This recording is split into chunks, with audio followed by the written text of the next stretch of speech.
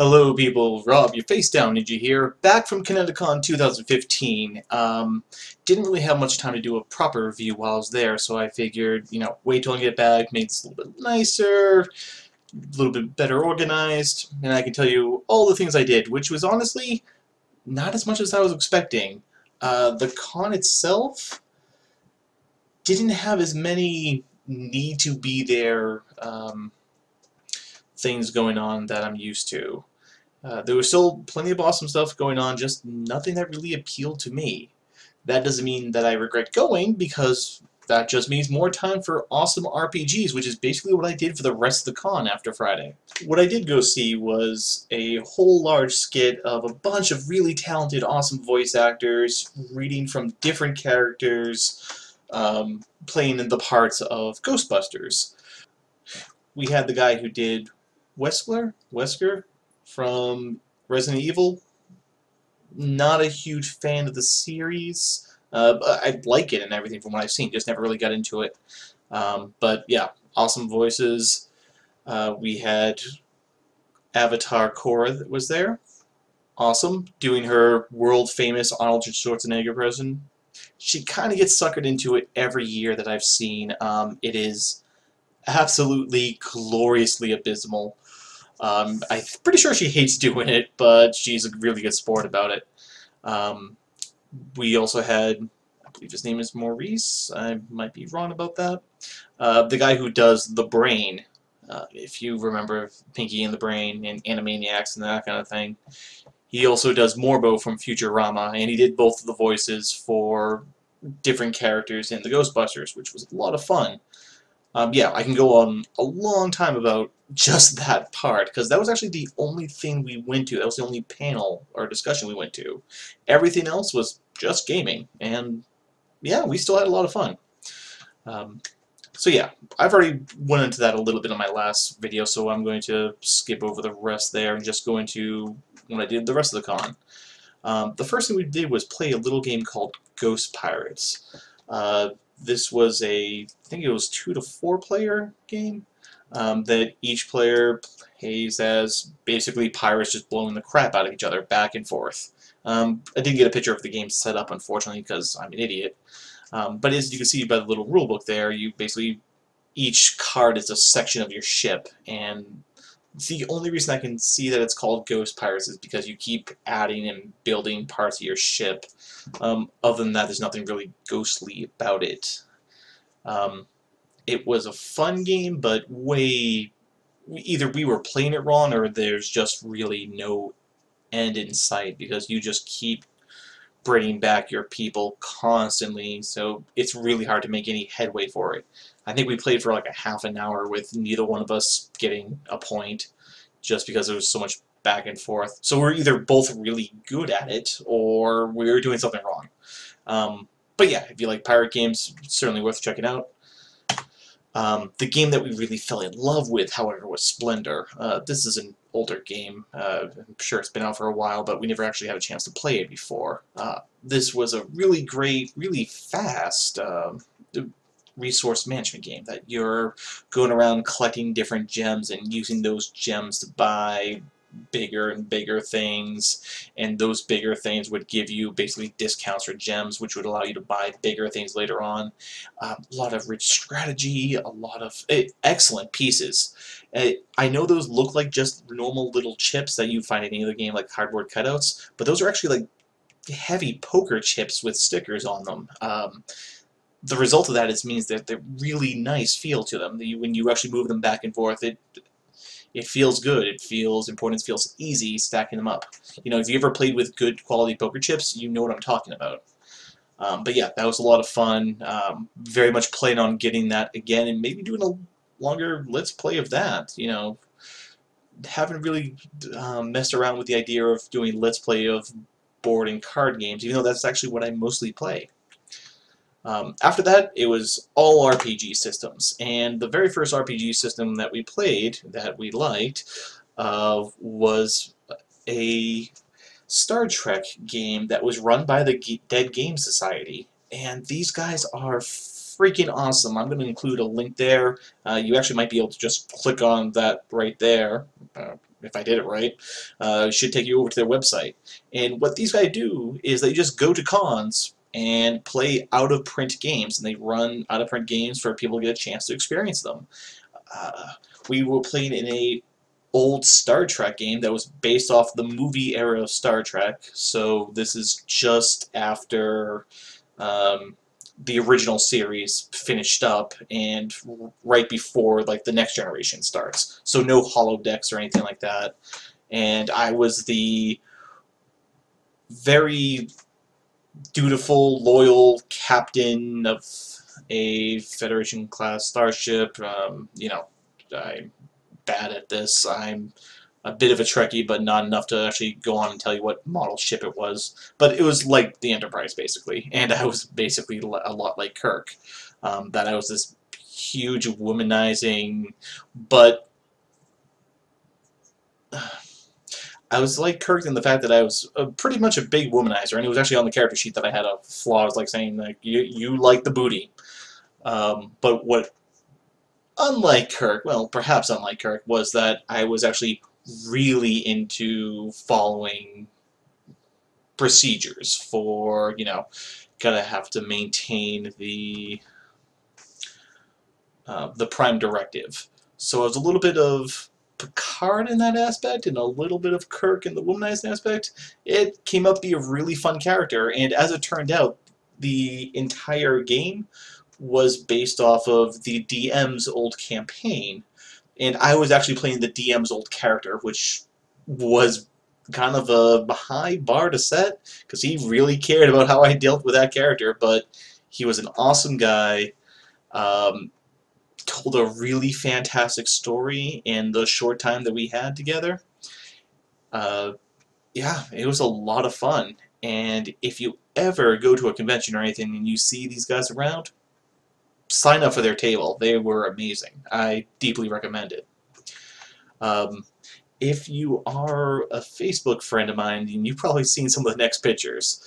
Because after we got out of this game, we went into an AD&D game where I rolled up one of the most amazing rolls I have ever done for a character.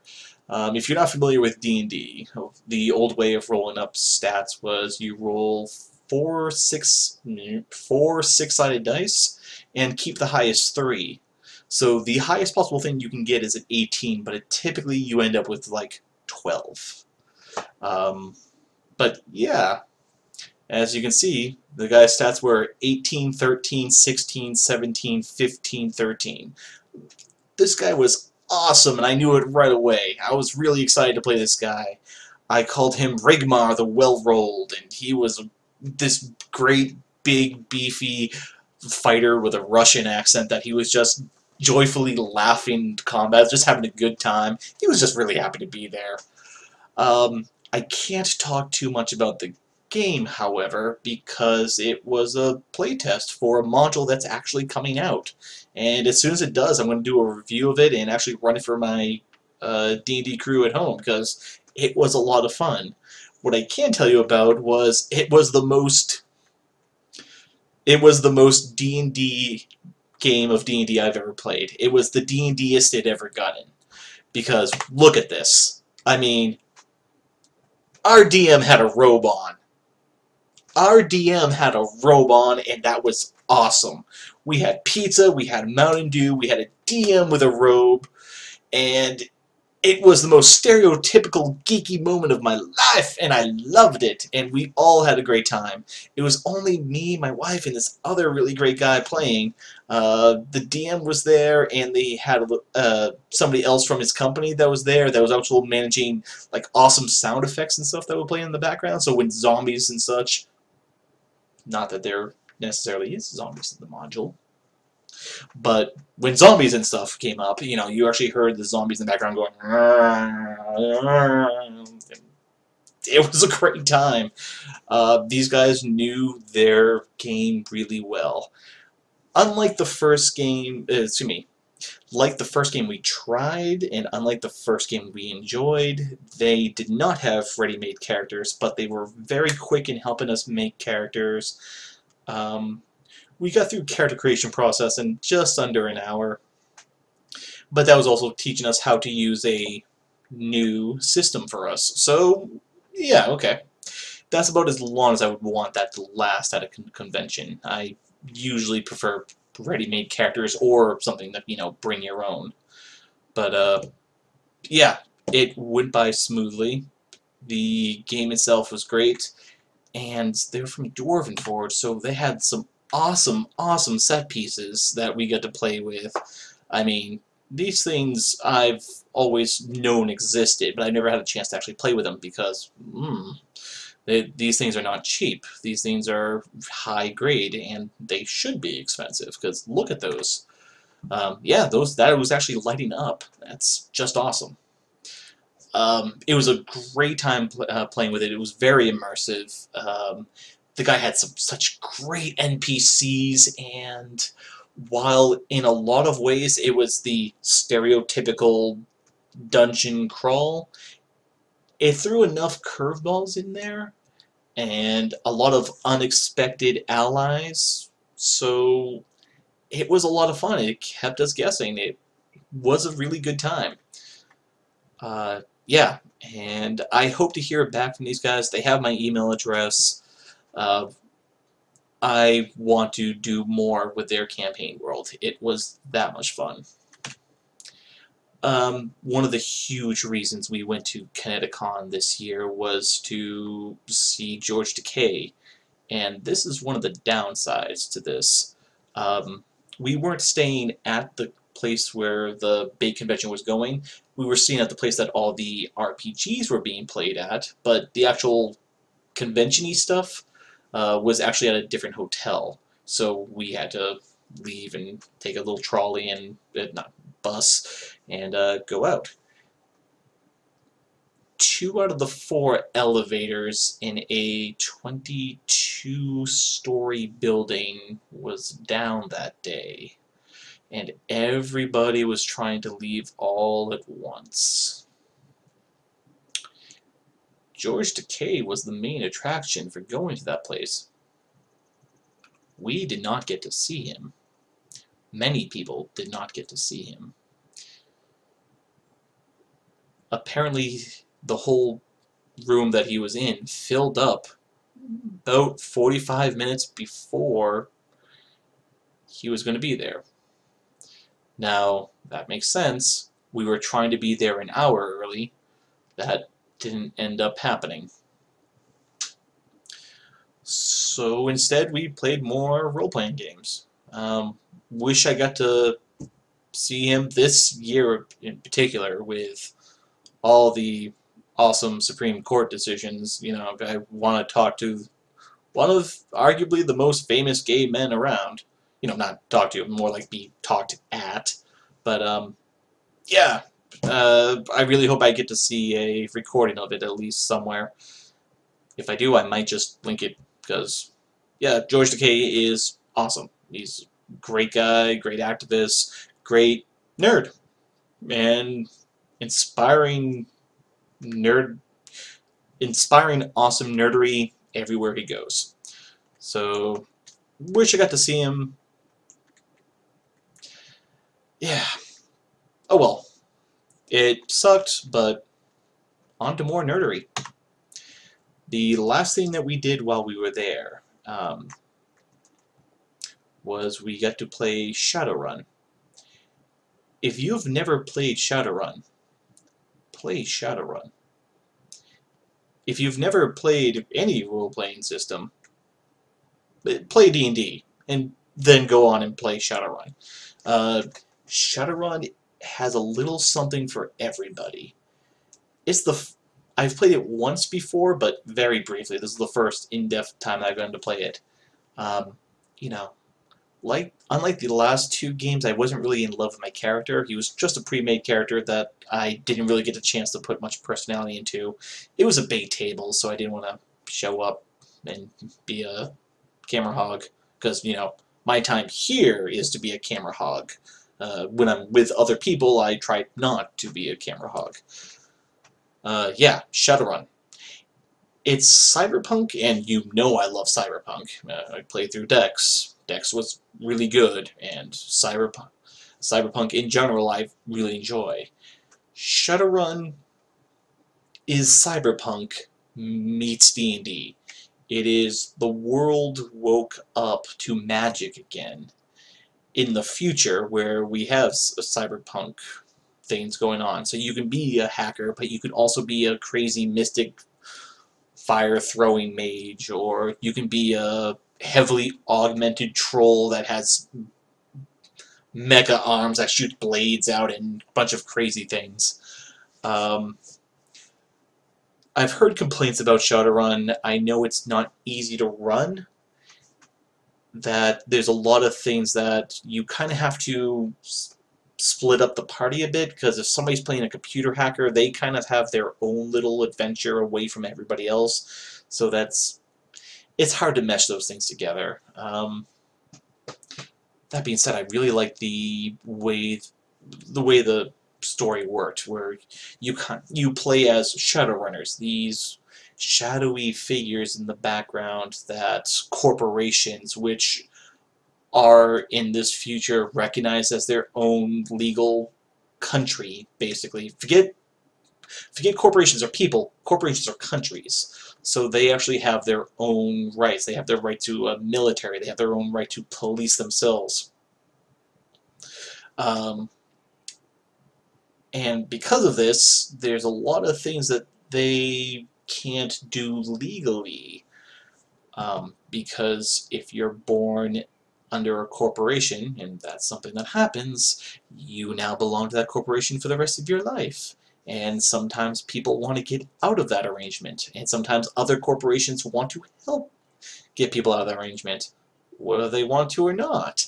So they hire the Shadowrunners, these people that are off the grid, criminal, working for the highest bidder, or whatever, requirements that they have. It's a setup that gives you a lot of potential there. That's pretty cool. During the game, the first part of the game is kind of meeting up with the person who hires you, doing, like, trying to get more information where he probably doesn't actually want to give you too much information, because the more information you have, the more dangerous you are to him. But that's the kind of information that can save your life, so you're kind of inclined to ask. After that, you actually do basically casing the joint. You look up information yourself. Your character can have contacts. Your character can have forensic science. Your character can do computer hacking, all to find out more information about what you're actually going to do. And this is actually a really important step. You don't want to run in there guns blazing, because you will die horribly. Because maybe there's just a bunch of mooks running around with guns. Maybe they're powerful mages. You really don't know. Maybe they're just a bunch of little mooks who happen to be the brother of a big mafia boss. In any case, the game really rewards you for finding out information before you go in guns blazing. And of course, the last part is to go in guns blazing, or go in sneakily, or go in however you plan. I really like the whole being forced to do a careful plan of attack. That really appeals to me as a gamer. That's the kind of style of game I really enjoy. This may not be for everybody, but we really had a great time with it. Yeah, that was Connecticon. We spent too much money in food service and restaurants. We didn't go to very many uniquely Connecticon things like we normally do. In the future, I really hope to. But we had a chance to play a lot of RPG systems that I normally would not play, and I really want to play more now. I hope you guys liked this review. I wasn't in depth as I wanted it to be. Hopefully next time I'll be able to do things like interviews and such, but I kind of forgot to bring a laptop, so I just had my cell phone. And if you could tell by my last video, it kind of stopped recording because I ran out of space.